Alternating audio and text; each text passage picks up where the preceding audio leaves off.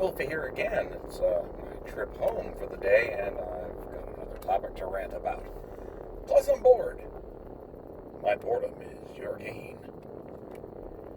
Now, what prompted this today had a meeting on an unrelated topic, and I happened to be skimming through a couple of packages on NPM, some JavaScript packages on the big package repository for, if you don't know, it doesn't fucking matter. Just a bunch of software projects. And I came across one, and I'm going to be nice and not mention it because they seem pretty rabid, and on the off chance that if I were to name them, on the off chance they were to figure out, hey, some random asshole is calling us names, they seem rabid enough that they might actually, get aggressive and start trying to cancel me, and I don't feel like dealing with that shit this week, so I'm gonna skip naming them. It's RxJS. Sorry. Anyway, looking at their GitHub repo and then their webpage, one giant glaring red flag sticks out, and the title of this video probably gives it away if I name it. If I did end up naming it what I think I will. It's the first fucking thing they mention.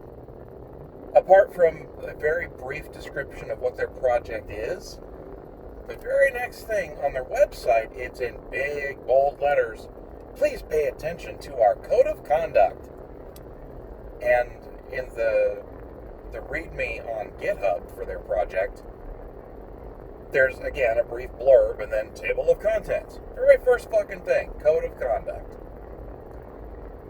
Now, I'm thinking I'm going to title this something to the effect of stay away from code of conduct projects, or something to that effect.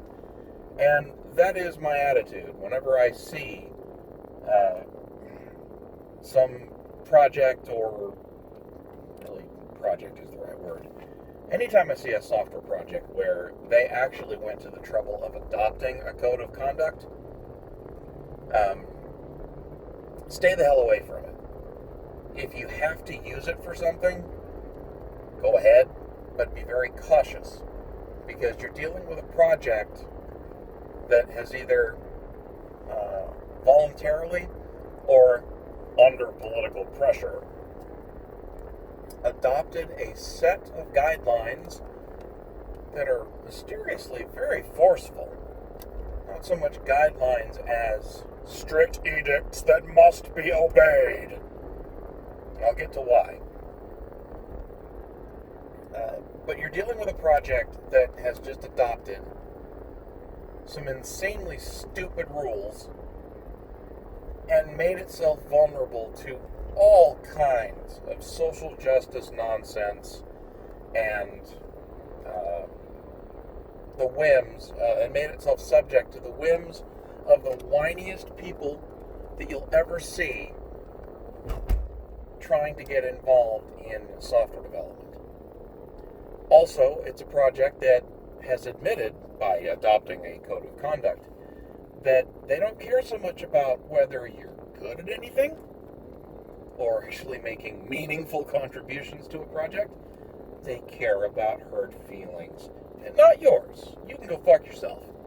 It's the feelings of the marginalized and the vulnerable who, up until pushing a code of conduct through, made absolutely no contributions whatsoever to the project.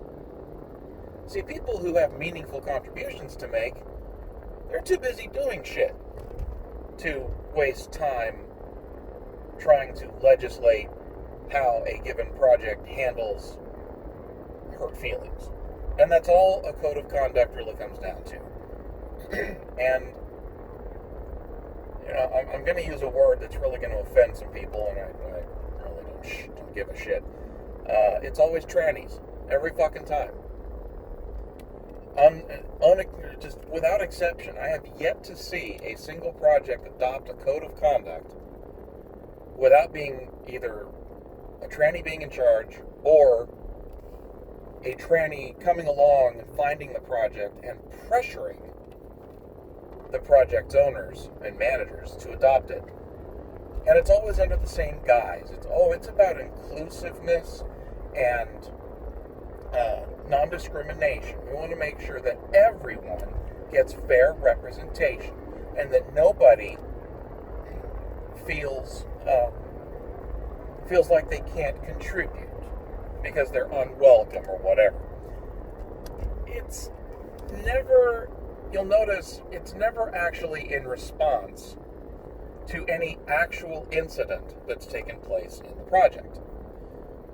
Typically, when somebody gets booted out of a project because of some code of conduct nonsense, it's because they said something outside the project, in their real life or the outside world. Because believe it or not, software developers do not spend 24/7 behind the keyboard and screen, and they also don't spend their whole lives coding. They, have lives. Somebody getting tossed from a project because of code of conduct violations is always because they said something conservative on a website like Twitter, or they offended a tranny, or they offended some LGBT nonsense, or they said something non-woke. That's always what it means. And without fail, that's what code of conduct pressure does to a project. It always comes in not as a result or response to anything that happened related to the project. And it's also never from somebody who's previously contributed to the project. I've yet to meet anybody who manages or runs any kind of software project who said, things are going super smoothly. I think we need to adopt, for no good reason whatsoever, a code of conduct so that we can make it formal that you really shouldn't be shits to each other. It's not necessary. It's an obvious thing. It goes without saying. And you don't really have to put that down as a rule. If somebody's being a mean shit on a project, you can kick them out without having to go through a bunch of Byzantine rules and ridiculous nonsense in a code of conduct. You can literally just say, dude, you're being a dick. Stop it. But there are some people who, they don't feel comfortable saying things like that. Well, you don't have to participate, really, do you? Oh, but that's not fair. As a gender-fluid, non-binary attack helicopter, I have meaningful contributions to make to your, what is this one? Bootloader. Yeah. I've got valuable contributions to make to your bootloader for these random devices that I don't happen to own and can't test on. Right. I'm sorry, I'm getting a little ranty here because that's sort of the point. But the reason that these code of conduct arguments are so ridiculous, if you've ever actually looked at one, they all come from the same place. It's this shithead named Coraline Emke or something from some crap. His real name is Cody, I think. He's trans. And he spends all his time because he can't make any meaningful contributions to any working software. The sad thing is he used to be apparently a decent programmer, but he trimmed out and then stopped writing software and decided he wanted to throw his weight around by being an asshole and pretending to be opposed to assholes to try to ruffle some feathers, rock the boat, and get people kicked out of projects that they've long participated in. The sad thing is this even hit the Linux kernel development. Good old Linus Torvalds, the guy who fucking invented Linux, bowed out and apologized after 20 some years for sometimes being crude on the mailing list. It also happens that that behavior is what gave us such a high quality piece of software that runs on more devices and computers worldwide than any other piece of software. But hey, social justice warriors, you may have taken out the probably most sophisticated and most brilliant software developer on earth, but hey, you might feel better. Yeah, that's great. Don't worry about setting us back 20 fucking years. That is the kind of thing that codes of conduct are meant to do. They force bureaucracy onto a project that doesn't deserve it, and who deserves better than being burdened with a obnoxious bureaucracy. It sets up a kangaroo court where if someone has a grievance, yes, this comes from the grievance studies crowd, if someone has a grievance against some developer or member of a project, the project has to keep the complaint secret, meet in secret, and have a secret kangaroo court where the accused can't even participate, much less know who's accusing him. And the project has to decide, without the defendant's participation or input, whether the defendant is guilty and is allowed to continue in the project after groveling appropriately for forgiveness, or if he's going to be kicked out. Yes, it really is this ridiculous. The other fun rub is that for most of the time, these ridiculous code of conduct demands include adding people from outside the project. Are you starting to get a picture here of what exactly the code of conduct is meant to do? It introduces a kangaroo court where you can't defend yourself, you can't even face your accuser, and suddenly it causes an entire swath of things that didn't matter before to suddenly become deeply offensive if they're committed. It adds a whole bunch of rules you can break, unintentionally, by accident, just by being yourself, with no ill intent. And it gives people power to just kick you out of the project without any kind of discussion or anything if you offend the wrong people.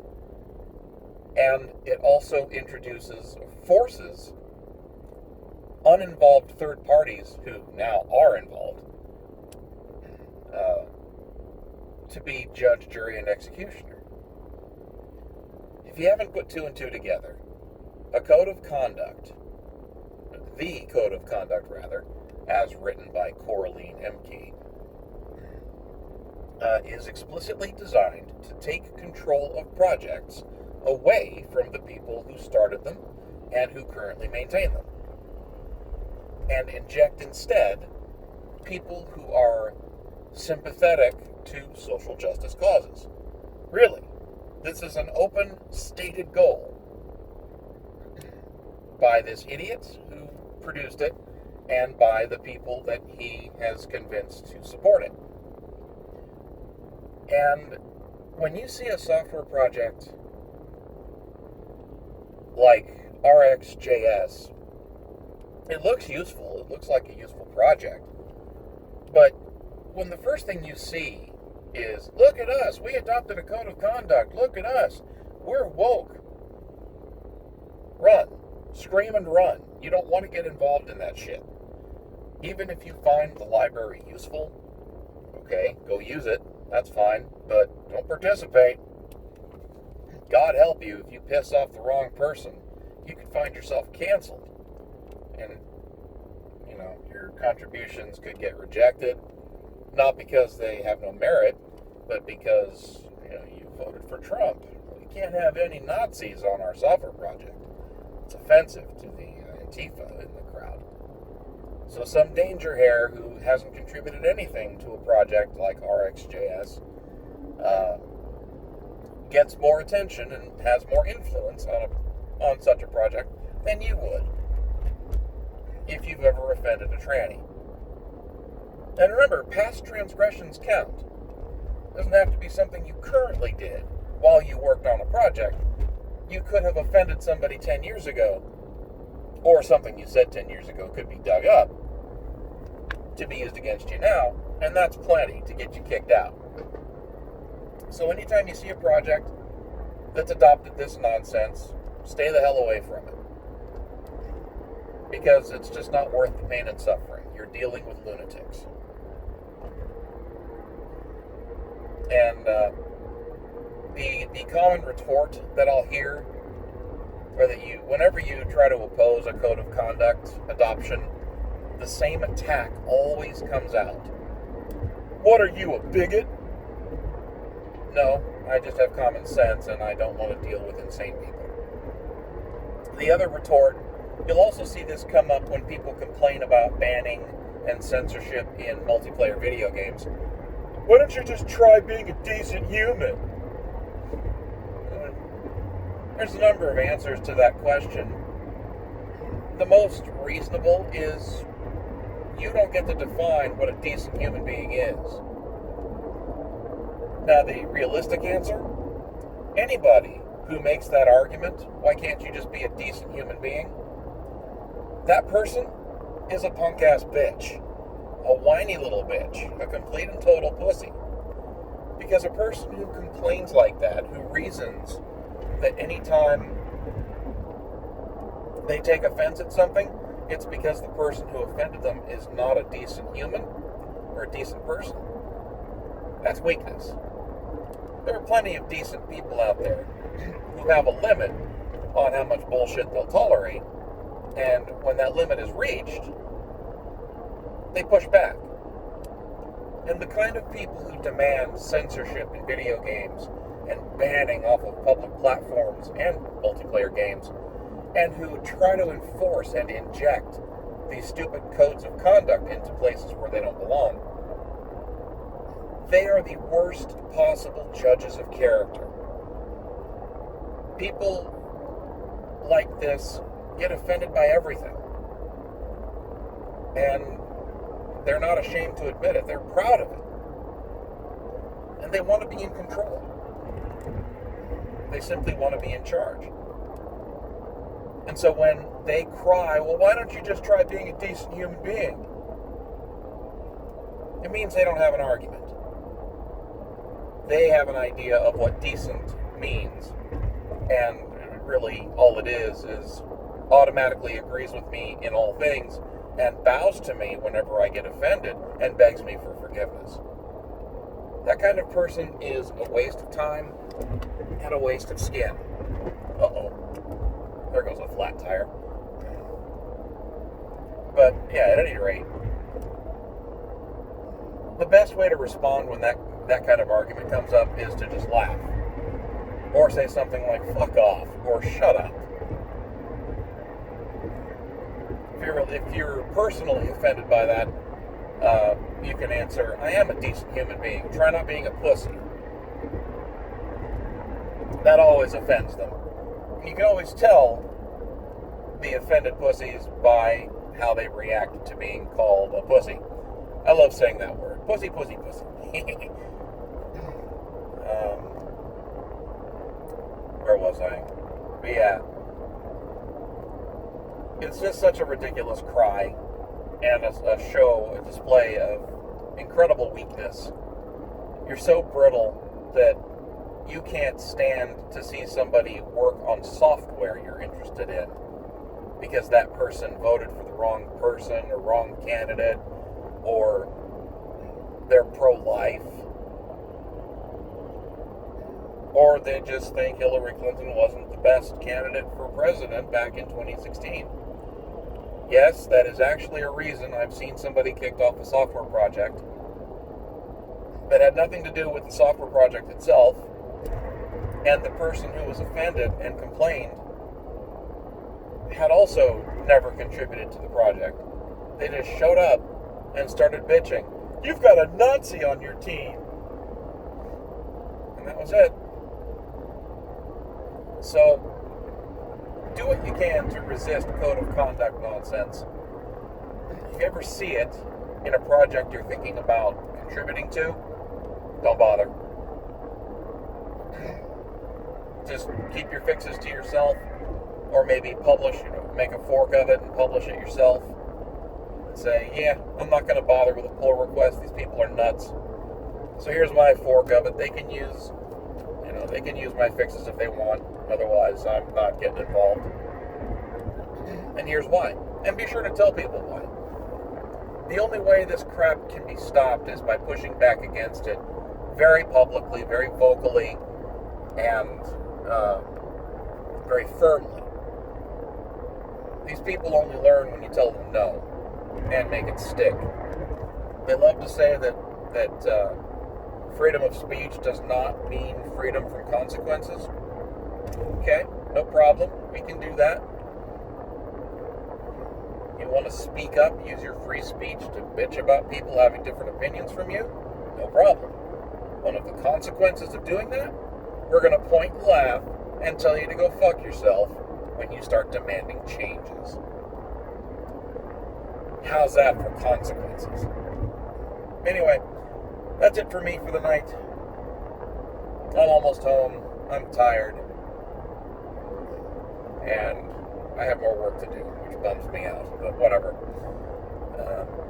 Yeah, hope you enjoyed, guys. More videos to come. More video game footage, too, from my live streams coming shortly. So stay tuned. Hope you enjoyed. Have a good evening.